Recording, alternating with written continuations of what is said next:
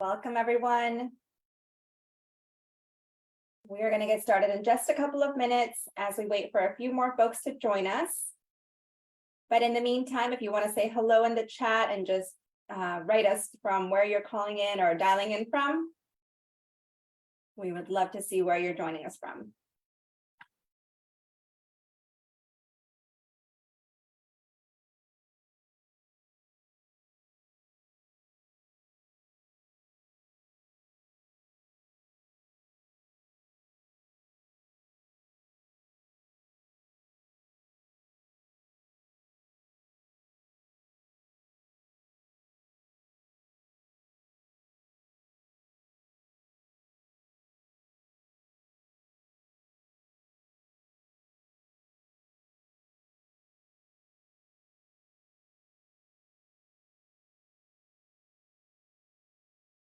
Just a big welcome again to everyone. Bienvenidos.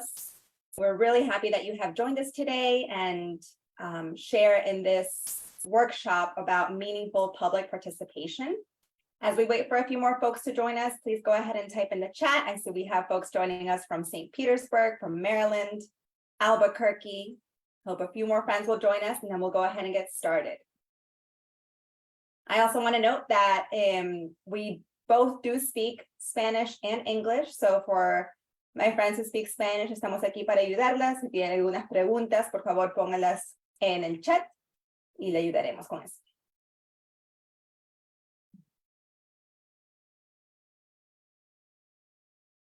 Let's give folks just one more minute and then we'll go ahead and start.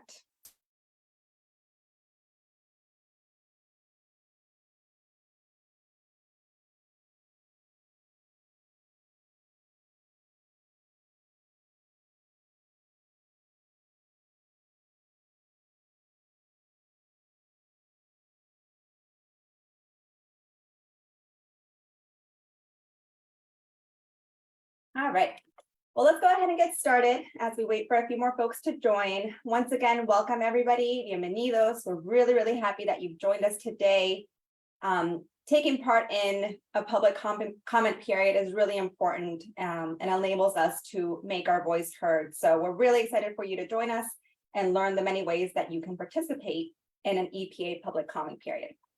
My name is Liz Hurtado, and I'm a National Field Manager at Moms Clean Air Force, and I also co-lead our Latino engagement program called EcoMadres. Hi, I'm Danielle, and I'm the National Events Coordinator for Moms Clean Air Force, and I support the EcoMadres program as well.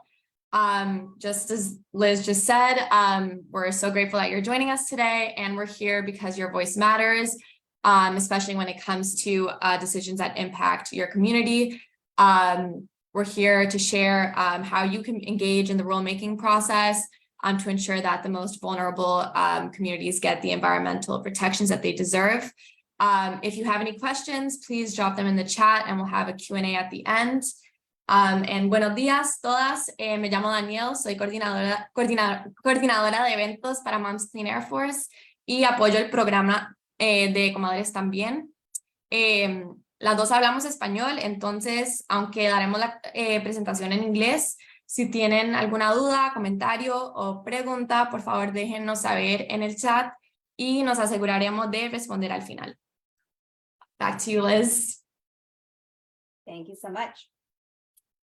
So, public participation is based on the belief that those who are affected by a decision have a right to be involved in the decision-making process.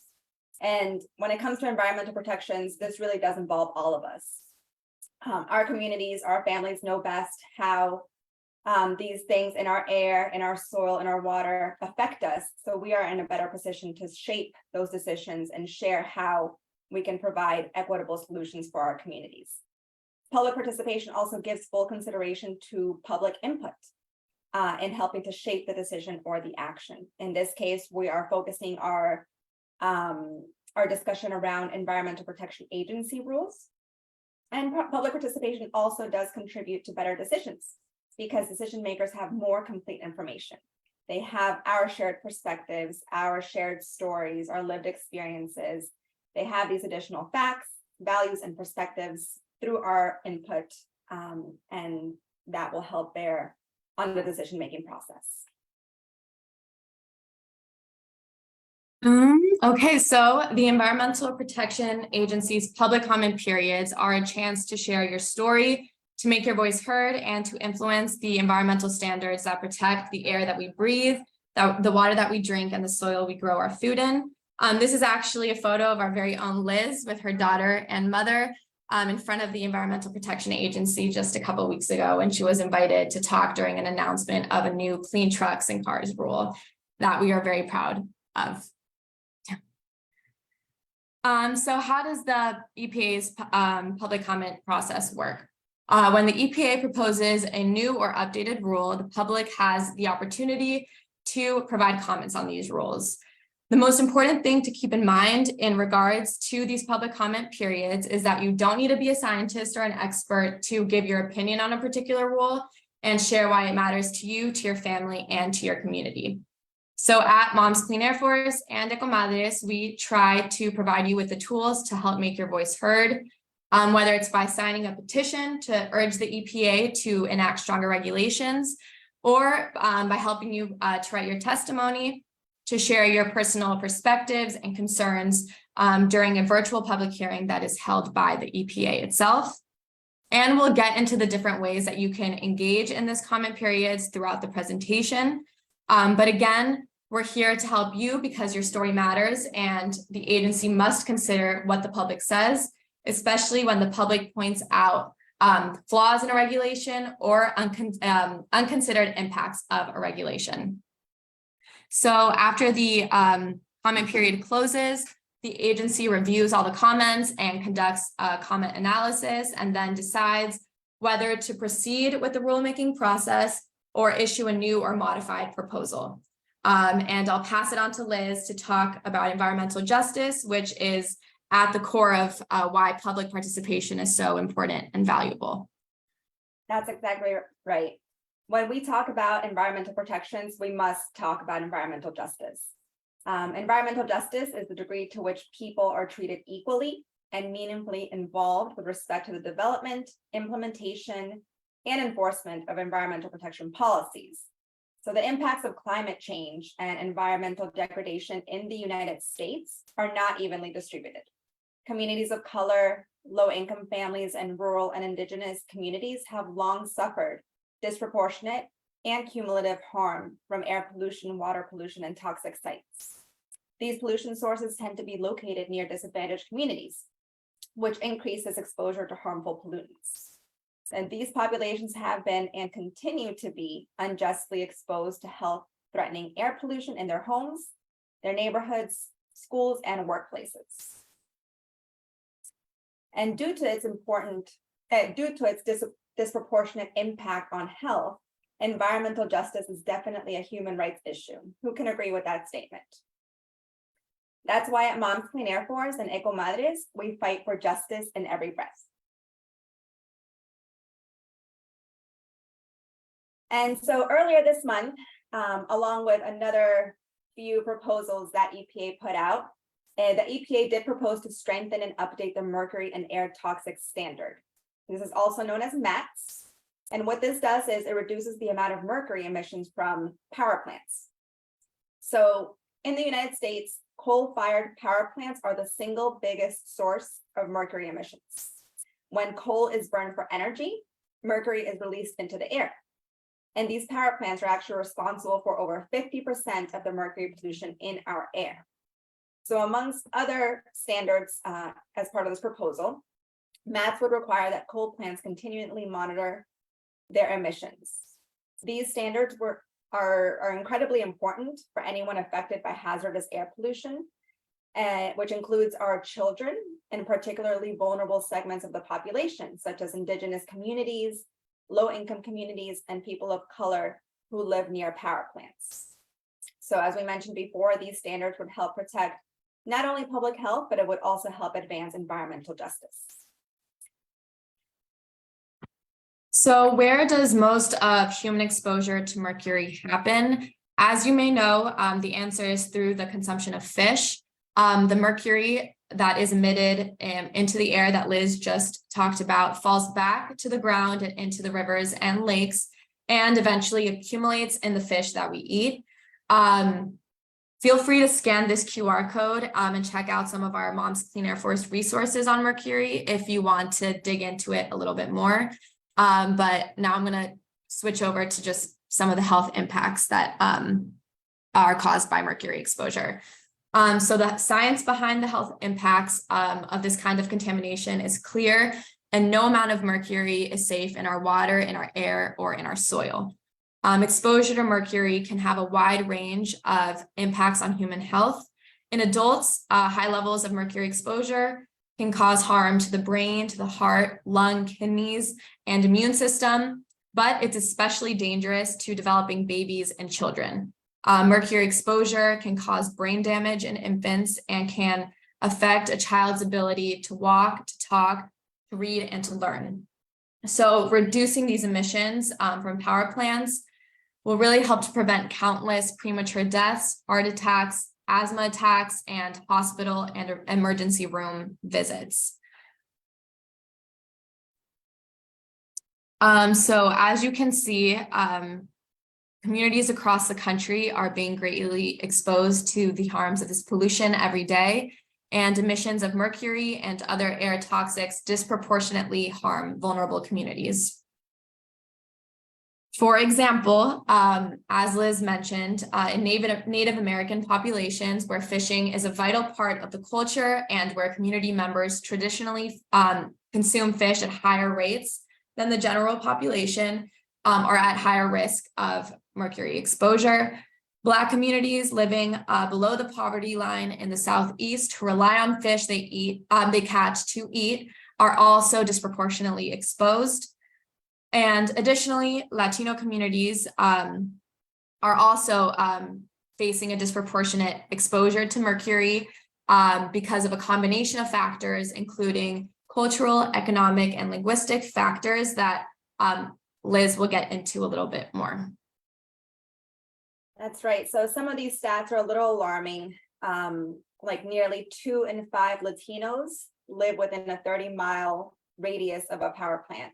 And as you can see here, some homes are much, much closer to that. And so they're being, unjustly affected by this kind of pollution. What's more is that 1.3 million Latinos nationwide actively participate in fishing as a recreational, social, or family activity. So thereby they're, again, more unjustly affected by this just from their everyday activities and trying to engage with their families or with their friends. Much of the Latino community is actually unaware that invisible toxic chemicals such as mercury might be present in the water that they fish in or in the fish that they eat. And as Danielle was mentioning about the fish in our rivers and in our lakes, what happens is that as the fish, get eaten by larger and larger fish, these bigger fish that we may consume will contain a greater amount of mercury. So you may have heard that doctors recommend pregnant women not eat any tuna, and that's because tuna is a very fatty fish that may contain a lot of mercury. Additionally, the lack of bilingual mercury advisories are a major factor in the community's awareness of this contamination. And what's more, Latinos are regularly excluded from federal research activities and data collection efforts. So what this means is that environmental health issues affecting Latinos are going undocumented simply because we are not part of these research efforts. Although many Latino communities are in close proximity to power plants, they have the least amount of representation within the health researchers who then inform our nation's policymakers on these decisions. And additionally, language barriers and undocumented status can contribute to the apprehension of some Latinos to speak up about pollution industries or take part in this research. And this is exactly why your participation in the process of passing health protections really matters. So here's actually a photo of Danielle standing outside of the EPA holding her sign urging clean air for kids. Again, here at Moms Clean Air Force and EcoMadres, this is the center of our work to protect our children and future generations from these harms. Stronger protections are needed to protect the health of our families across the country. And we know that Latinos have always been concerned about the environment, both as a moral and personal and cultural conviction. We understand how having access to a clean, safe environment is important for the health and well-being of our families. And as the Latino population grows, it is critical for policymakers to recognize the unique vulnerabilities that environmental racism and climate change force Latinos to face. And they must prioritize solutions that help clean up the air that we breathe. Poll after poll has shown that Latinos strongly believe that Congress should take action to aggressively combat global warming or climate change, reduce smog and pollution, and pass clean energy legislation. So here we have an opportunity to address part of the problem by demanding that our leaders take action to reduce health hazards for Latinos and for the nation as a whole.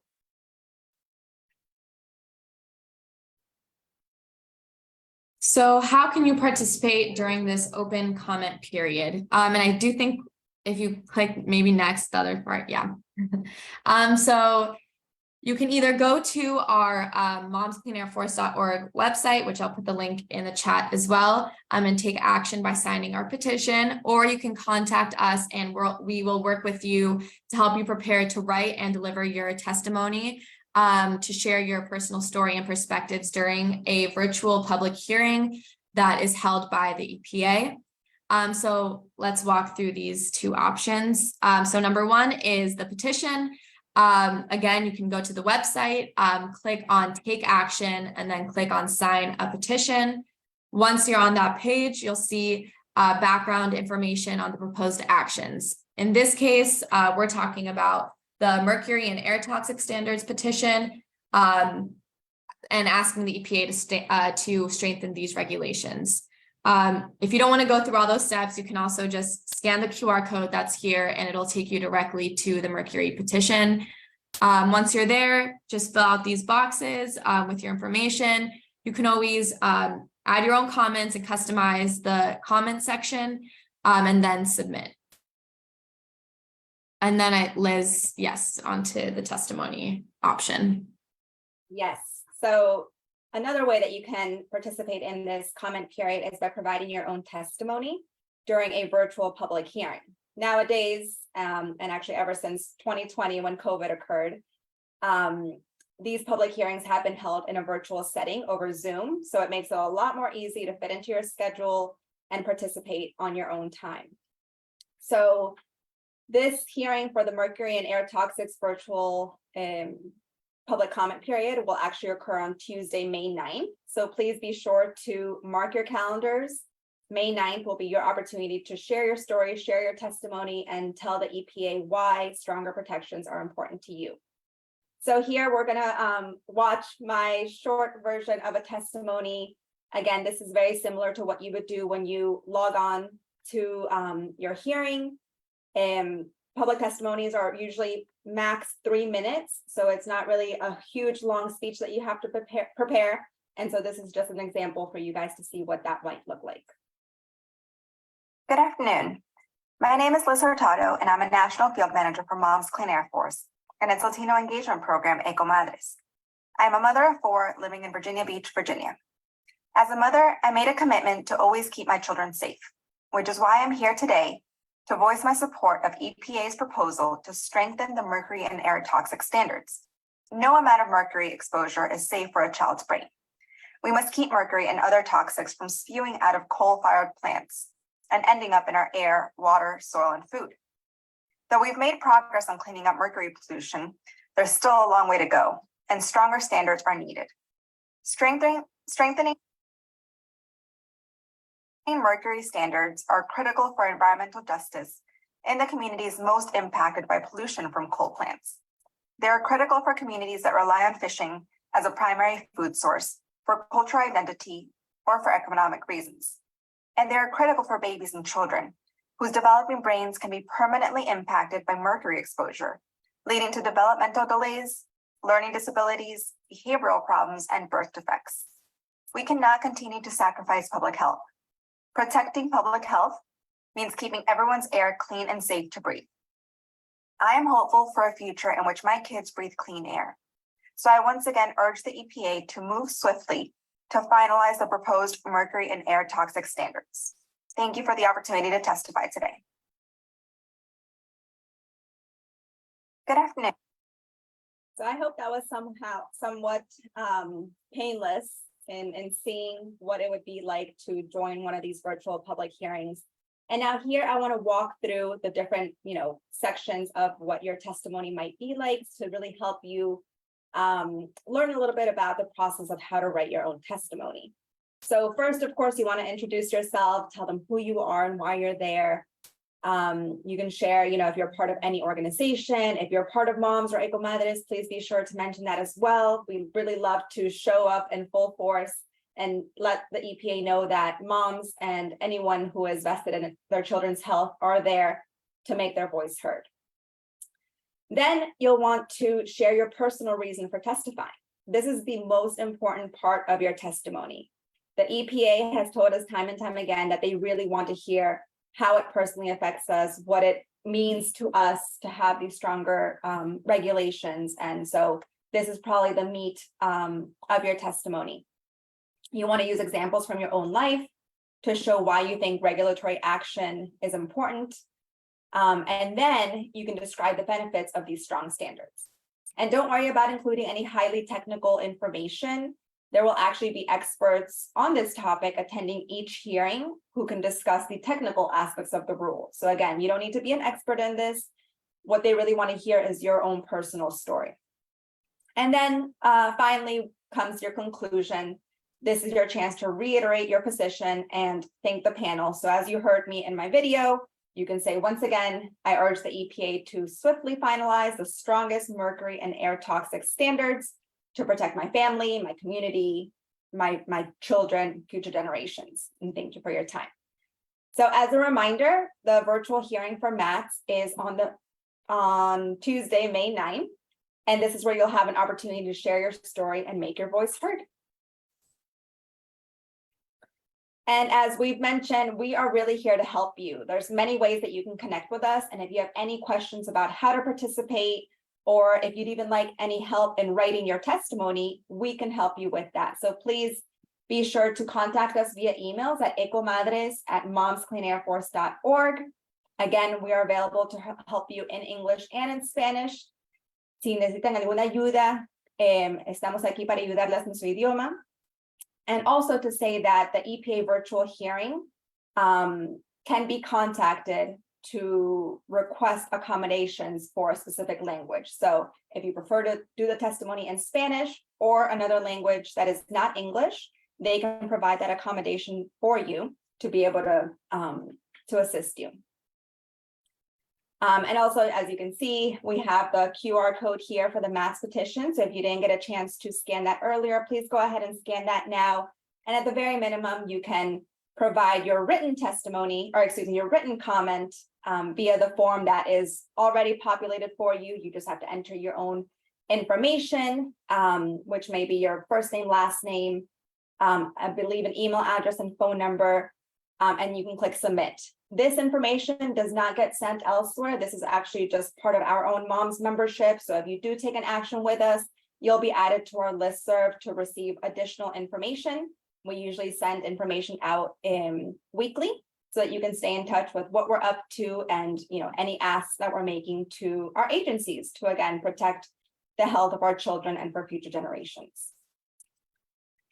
So with that, we're going to go ahead and open it up for any questions that you may have. Again, we are here to help you. And we seem to have quite a bit of time. So if anybody is actually interested in participating in a virtual hearing, we can help walk you through those steps of how to register and even how to start writing your testimony. So I do see a question in the chat. What is the difference between a rule and a law? Who holds EPA accountable for making sure the rule is followed? That is an excellent question, Emily. So the regulations that, for example, EPA puts out have to go through a whole series of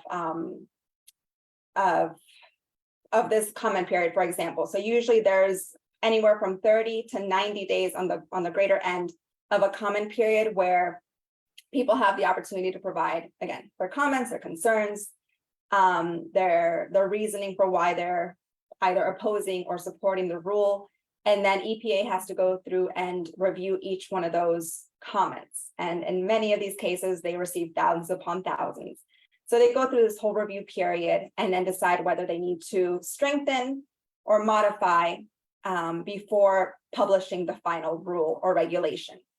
And so then this goes into the Federal Register, and that's where it becomes, law essentially.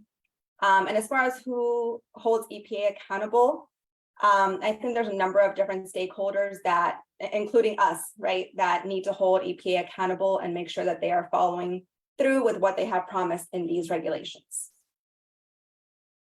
And Alma, thank you so much for joining us from Albuquerque. And so we have good representation from Albuquerque in here. So we also are live streaming on Facebook, and Karin wrote, can someone help me write a testimony, or can I see a written version of what you just presented as an example for a testimony? That's an excellent question, Karin. Yeah, we'd be so happy to send you both the written format, and we'll also share this presentation to all participants who have joined us today. We'll also make these this recording available on our momscleanairforce.org site, but we also do have quite a few of testimonies posted on our site. So in our follow-up email, we'll go ahead and link those directly so that everyone can see, previous versions and different examples. Again, everyone's testimony is so unique, and that really is the power of your voice. Some of us are moms, some of us are aunts, comadres, grandmothers. And we don't exclude dads either. It's really anyone who has a vested interest in protecting their children. And so you'll see a number of different stories shared through those testimonies. Sería genial tener toda esa información en español para las personas que no entienden bien en inglés. Nuestra comunidad también necesita estar informada y en otros idiomas. Eso sería un gran logro. Alejandra, estoy completamente de acuerdo, y en otra sesión tendremos esta misma charla, pero en español.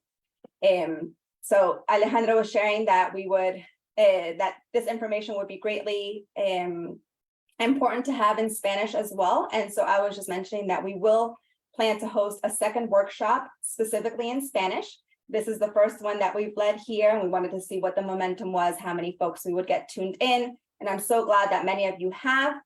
You're showing interest in this public participation comment period. So we will plan to certainly host a second one in Spanish with all the same information provided today. And so I see that Aza has asked, what does Moms Clean Air Force do with the petition information on your website?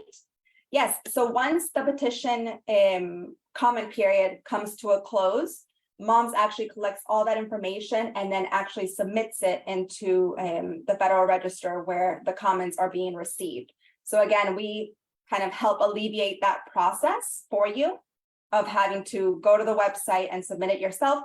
You can just easily click on the link, provide your information through there, and then we'll do that final step of sharing it with EPA for you. And thank you, Danielle, for dropping in the chat. You guys can easily click there and see some prior testimonies.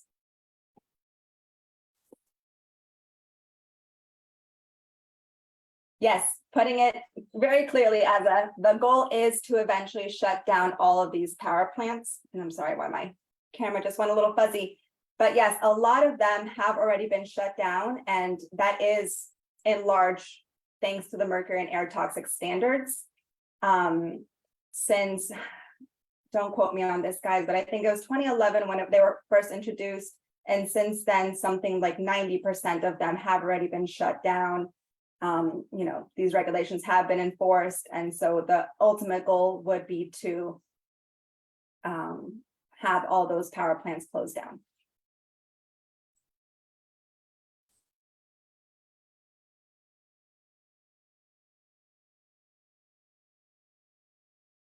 Now, again, I'll remind everyone on the call that the MATS public virtual hearing will be happening on Tuesday, May 9th. So if you have interest in participating, please send us an email. Danielle will drop that email address in the chat once more. We're happy to help you in both English and Spanish, should you want to register, and if you need help in writing your testimony.